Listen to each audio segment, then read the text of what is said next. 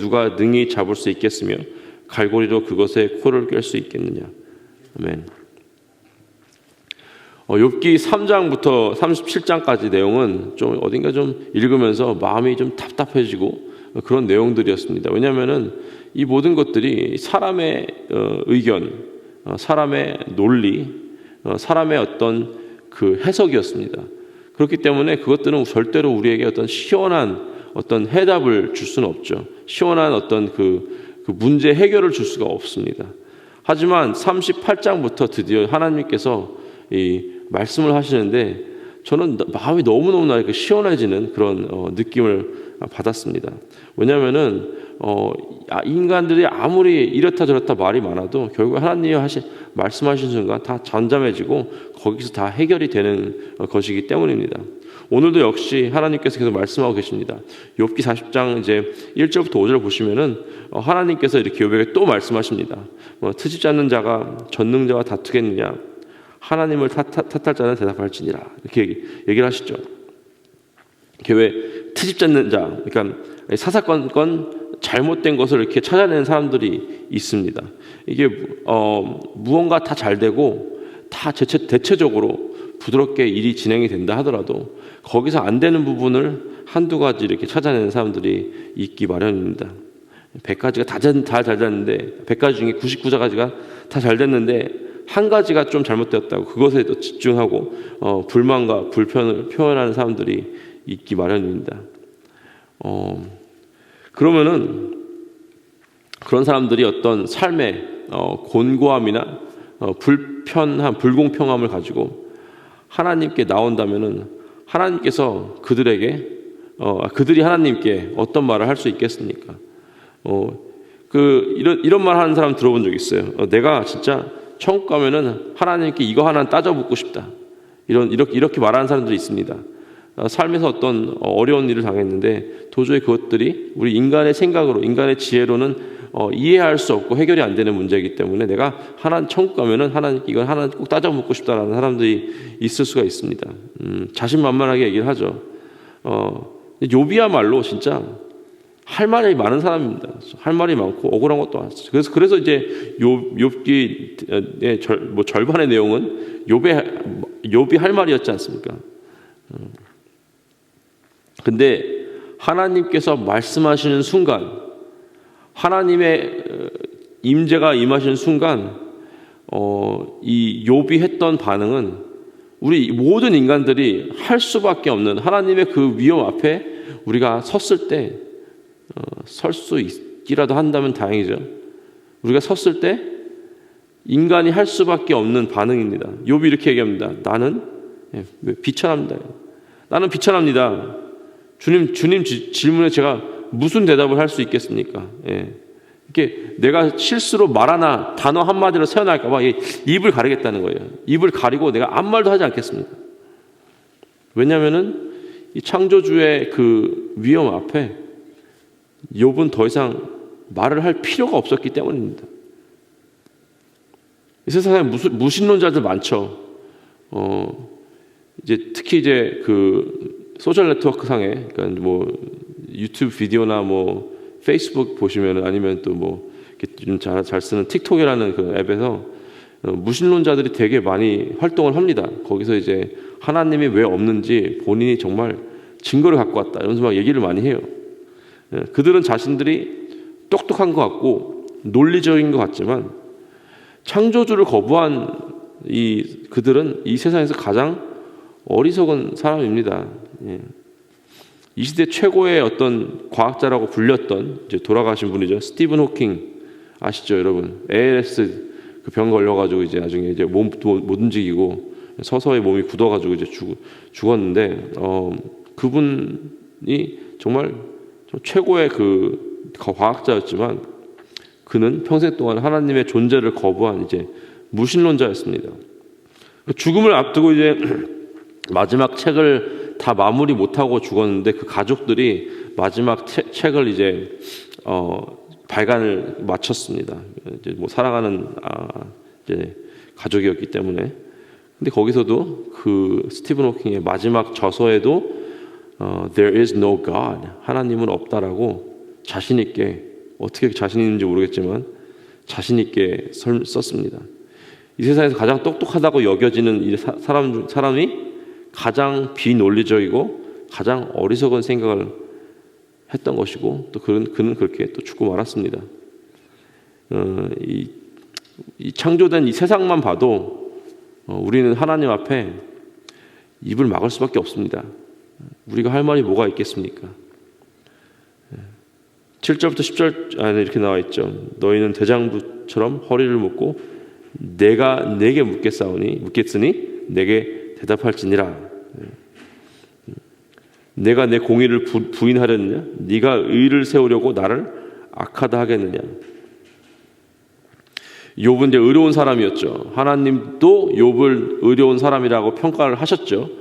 하지만 물론 하나님께서 욥의 그 의가 하나님의 의와 어떤 비교될 정도로 이렇게 높다라고 하신 건 아닌 것 같습니다. 그냥 사람 수준에서 이 세상 가운데 사는 사람들 중에서 가장 의롭다라고 하신 것이지, 그 인간의 의가 이 창조주 하나님의 의와 비교할 정도로 너는 나처럼 의롭다라고 하신 건 아니죠. 그리고 또 의롭다라고 하신 것도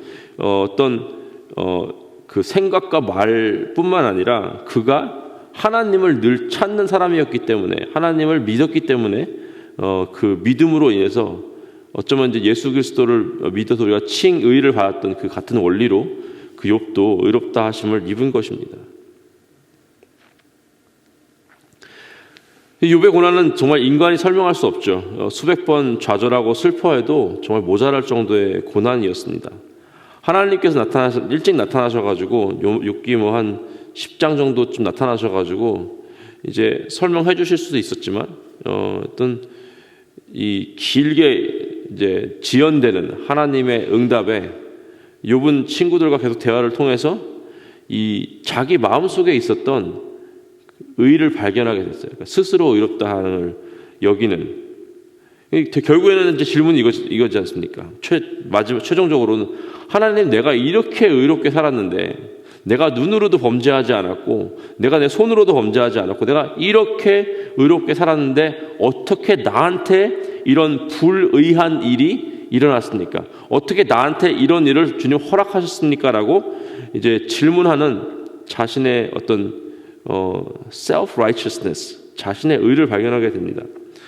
그것을 이제 하나님께서 이렇게 말씀하시죠. 네가 나의 공의를 부인하려는가? 너의 의를 세우려고 나를 악하다 하겠느냐라고 하나님께서 질문하시는 거죠. 그러니까 너는 지금 내가 너에게 허락한 일들이 악한 일이고 너는 의롭기 때문에 이런 일을 당해서는 안 된다고 하는 것은 너의 의가 하나님인 나의 의보다 더 낫다고 말하는 것이냐? 라고 하나님께서 말씀하시는 것입니다. 최근 어떤 유명한 또 과학자인데, 유명한 닐 타이슨이라는 과학자가 있습니다. 그분도 소셜 네트워크에 많이 이제 활동하는 분인데, 그 사람 말이 어떠한 신이라는 존재가 진짜로 있다면 그 존재는 전능하면서 선해야 된다. 뭐 맞는 거죠. 근데 세상에는 고난과 고통이 있으니까, 그리고 악이 존재하니까 신이 존재할 수 없다라고 결론을 내리는데, 왜냐하면 이제 신이 있는데 악이 존재하는 것은 그러니까 악이 둘째하는 거 확실하니까 눈에 보이니까 확실한 거고, 신이 만약에 있는데도 악이 존재한다면은 그 신은 둘 중에 하나라는 거죠. 선하지만 전능하지 않아서 악을 없앨 능력이 없거나, 아니면은 전능하지만 선하지 않아서 악을 없앨 수도 있지만 없앨 마음이 없기 때문에 악이 존재하는 거다. 근데 어떤 존재라는 신이라는, 사람들이 믿는 신이라는 존재가 만약에 전능하고 선하지 않다면은, 둘 중에 하나라도 모자란다면은 그거는, 그 존재는 신이 아니다. 그렇기 때문에 신은 없다라고 이제 그분도 역시 무신론자적인 얘기를 합니다.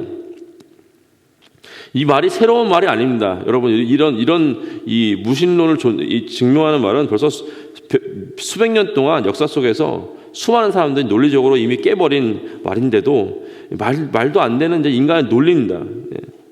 이걸로 하나님이 있다 없다, 창조주 하나님이 있다 없다, 저 넓은 바다를 바라보며 하늘을 바라보면서 창조된 그 섭리 안에 삶에도 불구하고 그 사람들은 하나님이 있다 없다를 자기의 논리로 논하고 있는 것입니다. 그 사람들에게도 똑같은 얘기를 하시는 거죠. 악이 지금 현존하고 있는 어떤 악한 것들을 보면서 하나님을 부인하는 사람들에게 똑같은 말씀하십니다. 네가 나의 공의를 부인하냐? 네가 그렇게 의롭다라고 생각하기 때문에 이 모든 것이 하나님을 악한 것처럼 여기느냐? 그러면서 나처럼 능력이 있느냐? 나처럼 천둥 소리를 낼 수 있느냐? 오늘 왔다 내일 없어질 초라한 존재가 우리 인간인 것을 하나님은 욥에게 알려주고 있습니다. 이제 그 다음에는 이제 좀 베헤못이라는 그 짐승에 대해서 예를 들어주시는데 15절부터 19절인데요. 베헤못이 어떤 짐승인지는 뭐 여러 가지 의견이 있습니다. 어떤 사람들은 이제 코끼리라고도 하고 뭐 하마라고도 하고 아니면 이제 뭐 지금 멸종된 어떤 공룡 같은 짐승이라고도 합니다.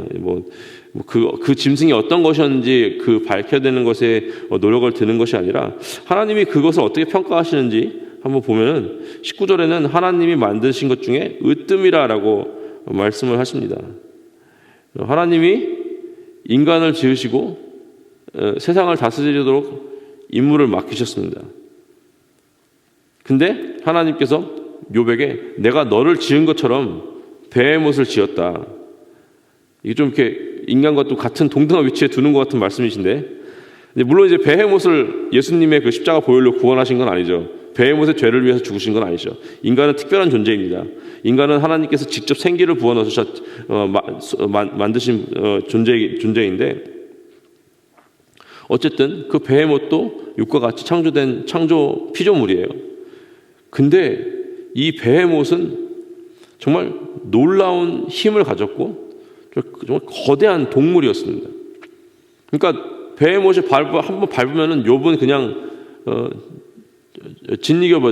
죽어버릴 그럴 만한 이제 사이즈였어요.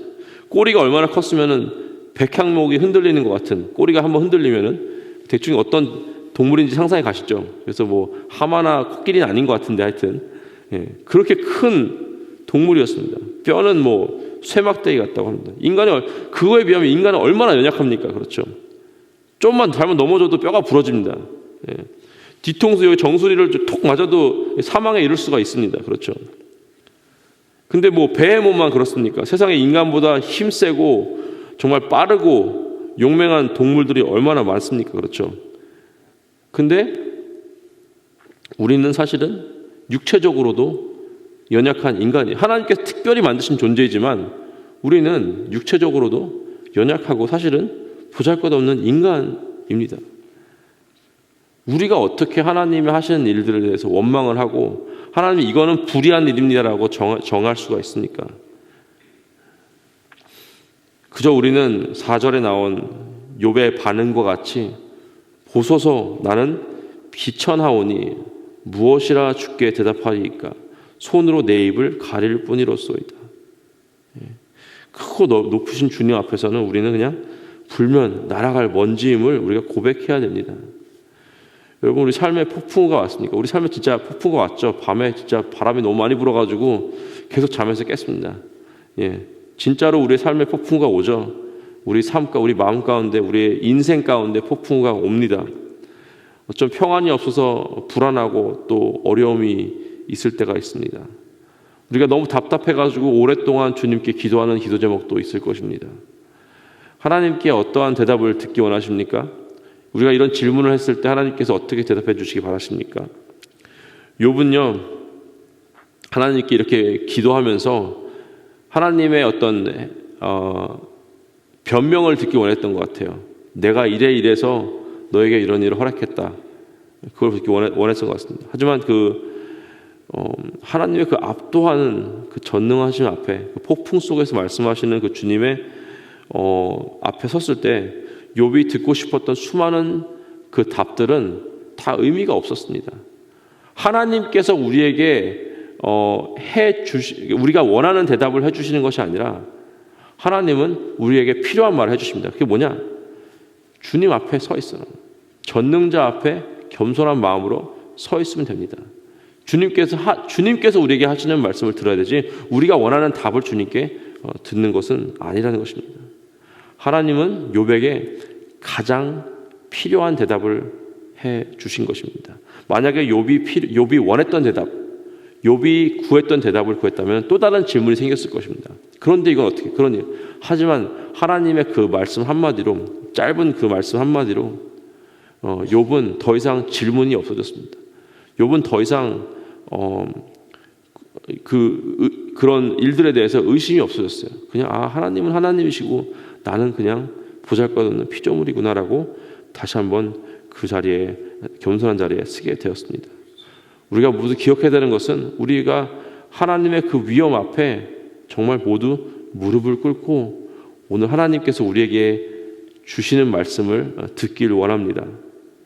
오늘도 나의 기도 가운데 만나주시는, 내가 원하는 대답을 해주신 주님이 아닌 나에게 필요한 말씀을 해주시는 주님의 음성을 듣기를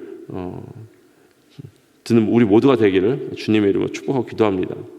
나는 그저 입을 막고 있겠습니다 하고 기도하시는 저와 여러분 되시기를 주님의 이름으로 축복하고 기도합니다. 기도하시겠습니다. 하나님 감사합니다. 하나님, 우리 피조물인 우리가 감히 어떻게 주님께 질문하며 답을 요구하며 하나님 앞에 서 있게나 하겠습니까? 하나님, 우리는 그저 주 앞에 입을 가리고 그냥 주님께서 폭풍 속에서 하실 말씀을 들어야 하는 것입니다. 하나님, 우리의 인생이 폭풍 가운데 있습니까? 우리 인생 가운데 평안이 없습니까? 불안함이 넘쳐납니까?